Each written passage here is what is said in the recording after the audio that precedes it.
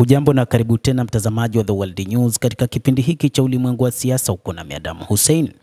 Lakini wakati huu tunamtazama rais wa Urusi bwana Vladimir Putin. Rais wa Urusi bwana Putin amekuja na misingi ya amani katika bara la Ulaya. Hata hivyo, rais huyo wa Urusi amesema kwamba katika nyakati ambazo lazima kuwe na misingi itakayoleta amani katika eneo zima la Ulaya, lazima kuwepo na mambo maalum ambayo yatasababisha mataifa ya Ulaya kukawa na amani na utulivu. Rais huyo wa Urusi anasema amani na utulivu barani Ulaya vinaweza kupatikana tu ikiwa bara hilo litapitisha mfumo wa usalama unaohakikisha ulinzi wa mataifa yote bila kuathiri maslahi ya nchi yoyote, Rais Putin amesema. Aidha, amesisitiza msimamo wa muda mrefu wa Urusi katika hotuba yake katika mkutano wa kimataifa wa maafisa wakuu wa usalama huko Moscow siku ya leo Jumatano. Mtazamo wetu unabaki kuwa na kanuni na usioyumba, Putin alisema. Usanifu mpya wa usalama lazima uwe sawa na usiogawanyika, ikimaanisha kuwa nchi zote lazima ziwe na dhamana thabiti ya usalama wao, lakini sio kwa gharama ya usalama na maslahi ya nchi zingine.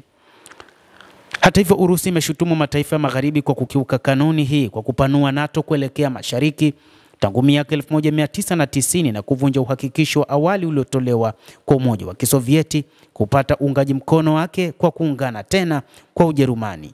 Nia ya kambi ya kijeshi hatimaye kuijumuisha Ukraine inatajwa na Urusi kama sababu kuu ya mzozo wake unaendelea na Kiev. Rais huyo wa Urusi amesema kwamba misingi mingine ya kuleta amani ni kuheshimiana.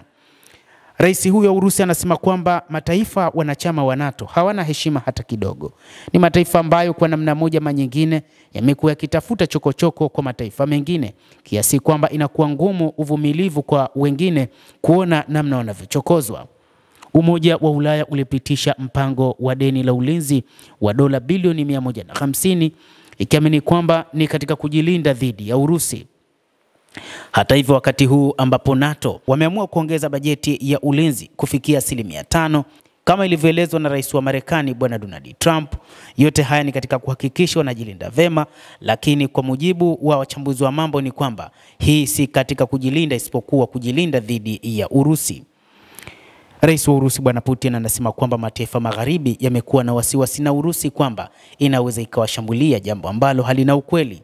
Maafisa wa Urusi wameita NATO kuwa shirika lenye chuki na nchi ya Urusi ambayo inaleta ushawishi kwa Marekani. Amesema kuwa Umoja wa Ulaya chini ya uongozi wa NATO umepokea kutoka kwa dhamira yake awali ya ushirikiano wa kiuchumi na umehamia kwenye vipaumbele vya kijeshi.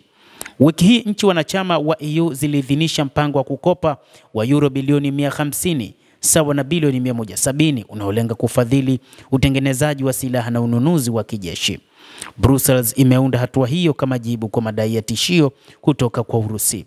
Moscow imekanusha madai hayo na kusema Umoja wa Ulaya unaogopa kuhalalisha kuhamisha fedha kutoka kwa programu ya kijamii hadi upanuzi wa kijeshi. Kongamano lililohutubiwa na Putin limeandaliwa na Baraza la Usalama la Urusi na limekuwa likikutana kila mwaka tangu mwaka 2010.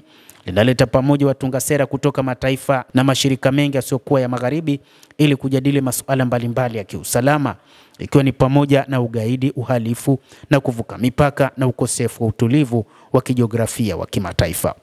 Mtazamaji wa The World News, endelea kutufuatilia, lakini ni kusihi tu usisahau kulike, usisahau kucomment, kadhalika na kusubscribe channel yetu hii ili upate habari hizi kwa mapana hapa The World News.